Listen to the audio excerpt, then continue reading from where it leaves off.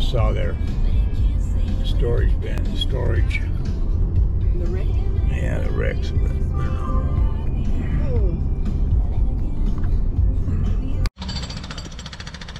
Old Grist Mill Distillery, formerly known as Burke's Mill and Distillery, at the site of the present still house Charles Burke's, erected September 1805, a water-powered grist mill. The limestone walls of that early structure will still stand, providing foundation support for the present still house, except during the time of Prohibition. The milling of the grain has been continuous since 1805.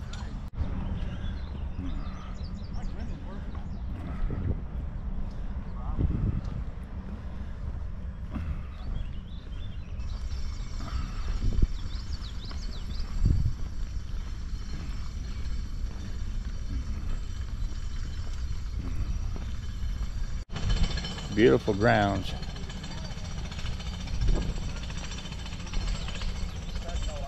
In the hills of Kentucky. Real pretty garden here. Let's see what they got growing in here.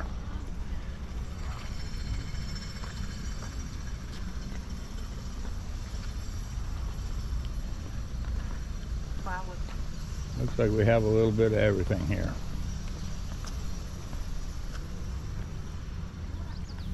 We got onions growing.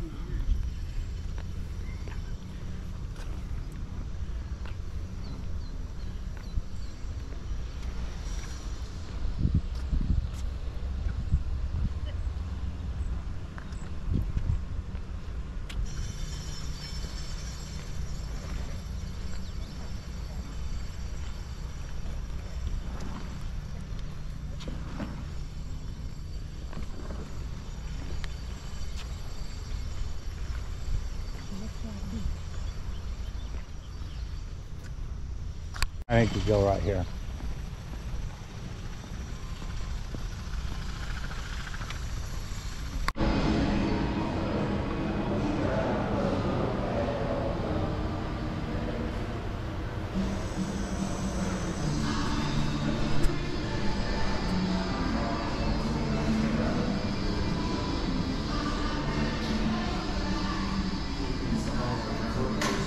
Sorry, it's a little loud up there at the top of the hill to talk to you.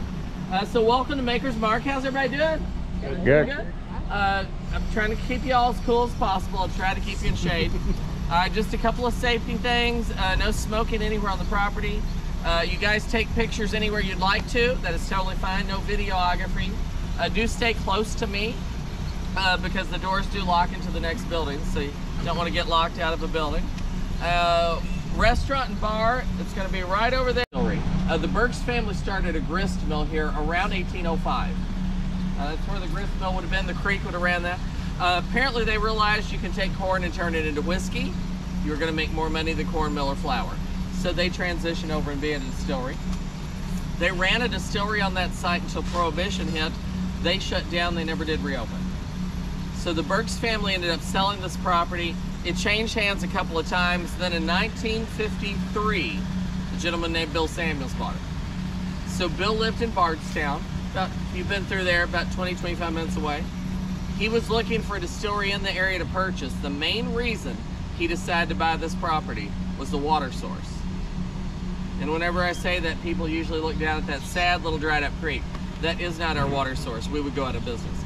Our water source is a 10-acre lake that's up on the top of the hill. That lake is naturally spring fed with 2 springs, and those springs are going to pass through limestone as they go into the lake. That limestone naturally filters the water.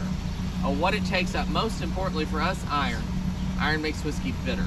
So that is why through this area of Kentucky all those distilleries popped up. So he was actually a 4th generation distiller. The Samuels had made a lot of whiskey in the past. It was T.W. Samuels bourbon.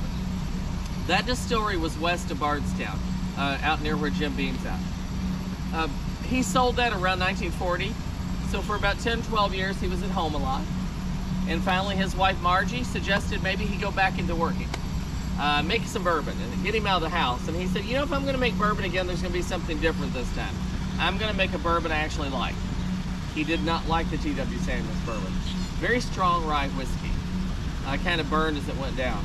He said, I want to make something sweeter, smoother, definitely more sophisticated, but I would enjoy sipping. So he started working on this new recipe, taking corn, rye, wheat, and barley. He wanted to get a nice balance between all these grains. And you know what he kept finding? The rye made it too bitter. Easy way to think about this is think about eating rye bread. That's spicy, bitter. Think about eating wheat bread, very sweet and mild. You do not have to have rye in bourbon, so you know what he did? He took it out completely. He replaced it with red, soft winter wheat. So our mash bill, that's your combination of grains, is 70% corn. So legally it must be at least 51% corn. So he did 70% corn, 16% red, soft winter wheat, 14% malted barley. That combination of grain gave him a sweeter, smoother finishing bourbon. And in 1958, that was unusual. Most bourbons on the market were going to be pretty strong rye. We were also the first premium bourbon on the market. We sold for $7 a bottle. Sounds cheap now, but most bourbon was selling for $2. So we were considered very expensive. Now, we still get our corn and wheat from local farmers within a 50-mile radius. Barley has to be grown in a cooler climate. So it's grown up in the Dakotas. They malt it in Milwaukee and then ship it down. All the grain comes in big semi-trucks on these little curvy roads. It's a miracle it makes it here. Come on down here, I'll show you where it comes in.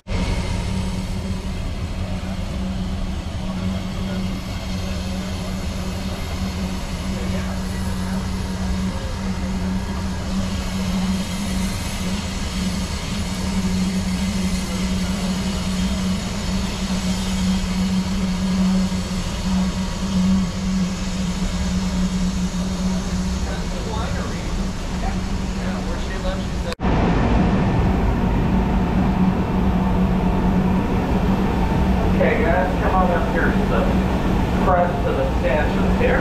There you go.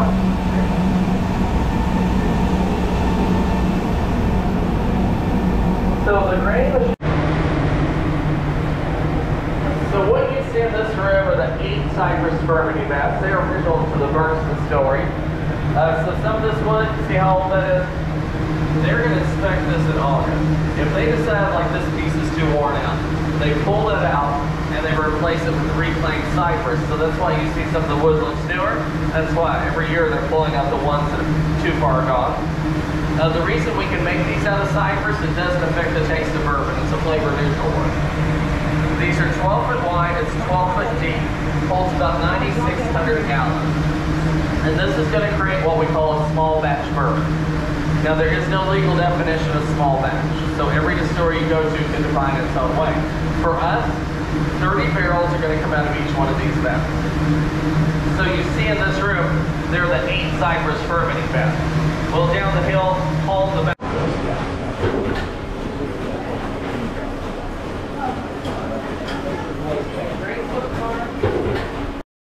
For us though.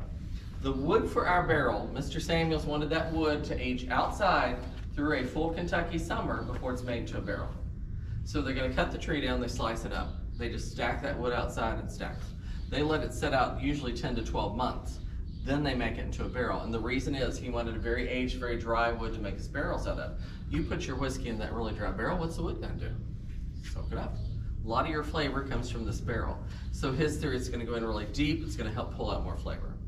The char time that we use, they burn the inside of this barrel for 40 seconds. That is a level 3 char. Most distilleries you're going to go to are going to use a 50-second char, some a 60. And honestly, when I started here and they said there was a 10-second difference, I thought,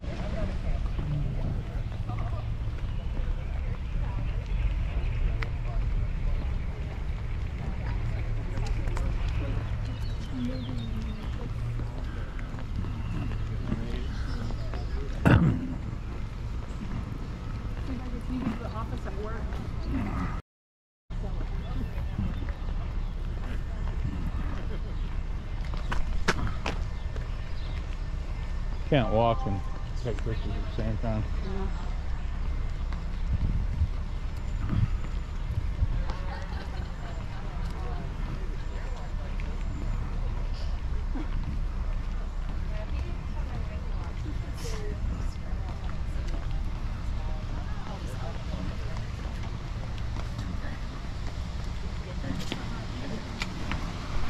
You got it?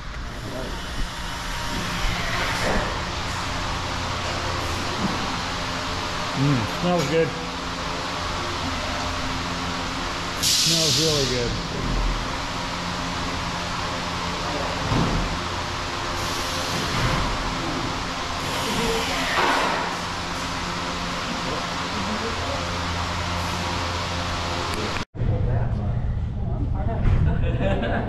I wish they'd do benches on each side of this window.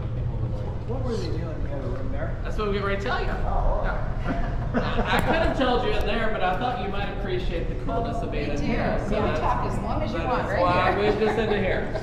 So around 1975, Bill Samuels Jr. took over the reins of the company from his father. And his father made him promise one thing. He would not change the way he made the bourbon. He's like, I've made a really great bourbon. Don't mess it up. Just sell it. Just keep on making the same way. So Bill Jr. did that. He did change the way they sold it, though. When Bill Jr. took over, basically Maker's Mark was sold in Kentucky, but that's where they advertised. So Bill Jr. said, I want to start doing bigger ad campaigns. He's like, I'm going to travel the country and tell this story. Yeah, you got rid of a bad bourbon, but you created something wonderful. It worked. He turned it into a national brand. Now, Bill Jr. got ready to retire a few years ago. His son Rob was going to take over, and he said he realized something. He had not created a product. For over 50 years, Maker's Mark sold one thing, traditional Maker's Mark, that was it. And he said, you know, I'm going to retire, but I want to leave something as a legacy, a product people can point to. So he had about 2.5 years. He started working with Independent Stave that makes the barrels. So they don't just make bourbon barrels. They have a place in Europe. They make wine and cognac barrels. They do a lot of different wood technology. He worked with them for 2.5 years, tried over 150 different techniques. And what he liked best was a finishing process that uses this. This is a French oak stave. So our barrel is made out of white American oak. This French oak stave is from northern France. So it is a different species of oak, but it's also been ran through an infrared oven. So it is not charred. Think of it as more toasted. So what's going to happen? When that batch of 30 barrels is mature, they bring them into that room. So what Chris was doing, he was dumping the bourbon out of the barrel. And then if you notice in the center of the room, there were all barrels kind of laying around. He's going to turn up each barrel like this, and he will open up the barrel. If you knock the top 2 bands off of the barrel, you can pop the top out of it. And inside each one of those barrels in that room, he will place 10 of these staves. So I don't know if you noticed that one barrel setting up front, it had a little set of 10 staves that were all together. And look, he dumps one of those little sets in there because you need to divide out of Fort Knox, and they say it's really good. Patton, yeah, we went through it the other day. It was really good. Really good. Well, isn't that silly? I live here, an hour from it, and so they just today let us go through the bottle. So yay for you all. So, yeah, before they just installed all this stained glass a couple of months ago, and we just got this bottle or pewter display. So this is all new within the last 6 months. So come on through.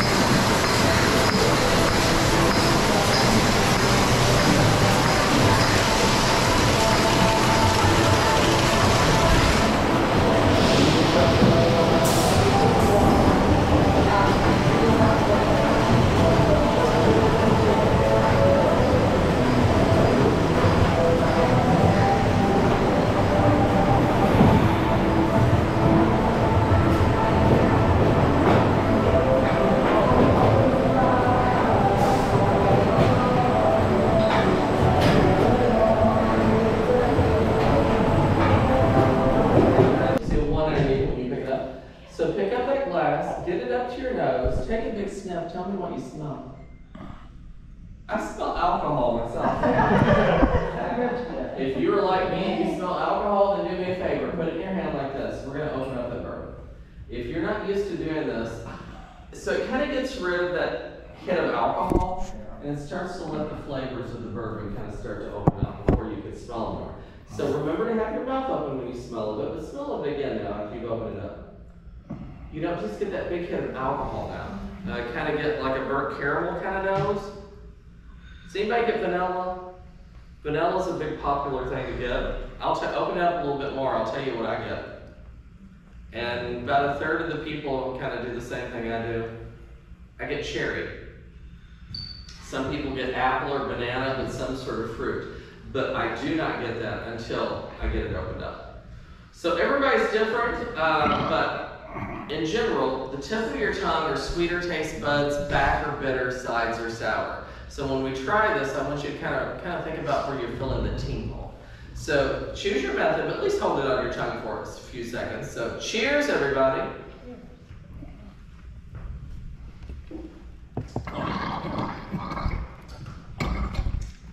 So this does the same thing to me every time. So right now for me, it's right behind the tip of my tongue that I get a lot of tingle.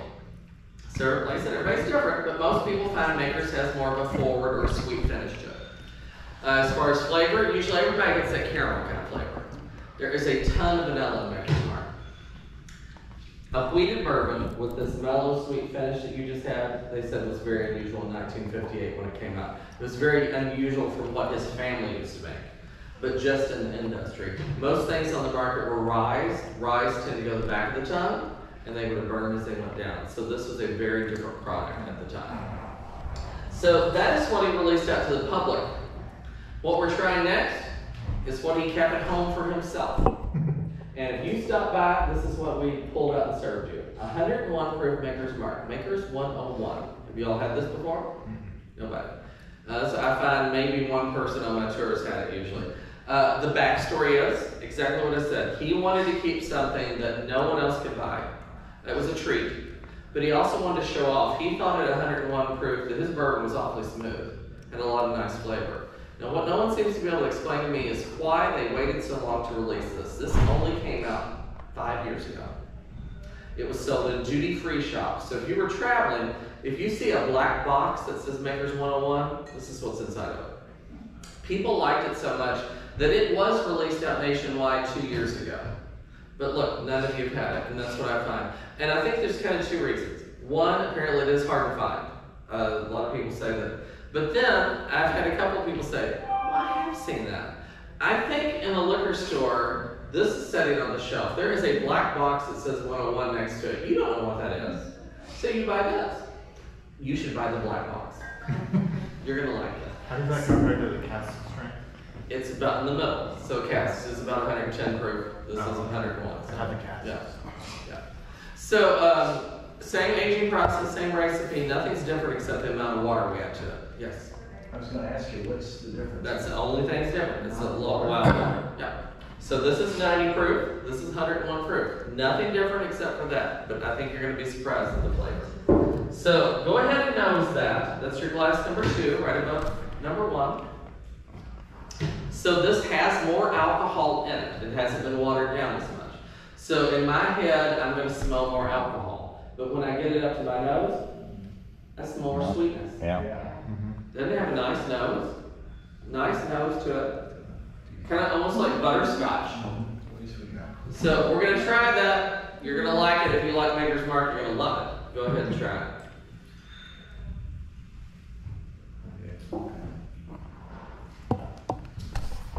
It may warm you up a little bit more, but for 101 proof, it's really smooth. That's good. Very sweet. Caramel and vanilla just intensify. Y'all like it? Yeah. It's good, right? You understand why I just said you should be buying that black box? Yeah, you got it. Yeah, I won't buy the 90 proof anymore. And the reason I said if you like Maker's Mark, you're going to really like it because it's the flavors you already like. They're just intensified. But the thing is, the proof doesn't go too strong. So this is where I bring up cask strength. Cask strength is the next product up. It's around 110 proof. It fluctuates, but it's somewhere, it's right out of the barrel. And on a tour, when I taste that, usually about half the people are like, oh, that's too hot for me. Like that goes too strong for them. And half of them are like, oh, I like it, it's smooth. But on this, it's like usually everybody's like, oh wow, 101 proof, it's really easy sipping. So I'm just a big fan of this 101, and technically you should be able to find it. But like I said, a lot of people tell me it's hard to find. But start looking for it, because if you don't know what it is, you probably maybe have walked past it. We have it, so what we have is the liter bottle, this size, and it comes in the black box after you dip it. You can dip it yourself. So you may find this out, or you may find a red box. The red box is just a smaller bottle. It's the same thing. So the next thing we're gonna try is what Bill Jr. created. This is the Maker's 46. So had any of y'all had this? So the old bottle was shaped like this. This is the new bottle that came out a couple months ago. So a lot of people are very confused. They think we have a new product. It is not a new product, it's just the 46, but people see this French oak, and on this bottle that stands out more. So a lot of people think it's not. It's the same thing that's been out since 2012. This is only 94 proof. So remember in the cellar, we've opened up the barrel, we put the 10 staves, we aged it 9 weeks. Because we have done that, you can no longer just call it Kentucky Straight Bourbon. To me, like once a year, having a mint julep is all I needed. Derby Day is like fine with me. You got a whole bottle though. Let me tell you the best way to use this. If you pour it over chocolate ice cream, it's like cream to mint. It is so good. One of the girls I work with, she buys chocolate Frosties at Wendy's and puts it in it. She says it's wonderful. You can use it in a brownie. Brownie thing. Oh, yes, yeah. Well, let me tell you, at Christmas we put it in hot chocolate. And it's really That'd be good. So, yeah, exactly. So the thing is, if you find this outside of Kentucky, they've had it a couple of years. We haven't released it outside of Kentucky in a couple of years. We, I think, are the only place that got it this year. Usually we get it in the spring, right around Derby, and then we sell it until it runs out. Usually July, August, we're finished with it. So we don't get it until the next spring. So anyhow, if you want something a little different, it's kind of a fun little thing to have after dinner or whatever.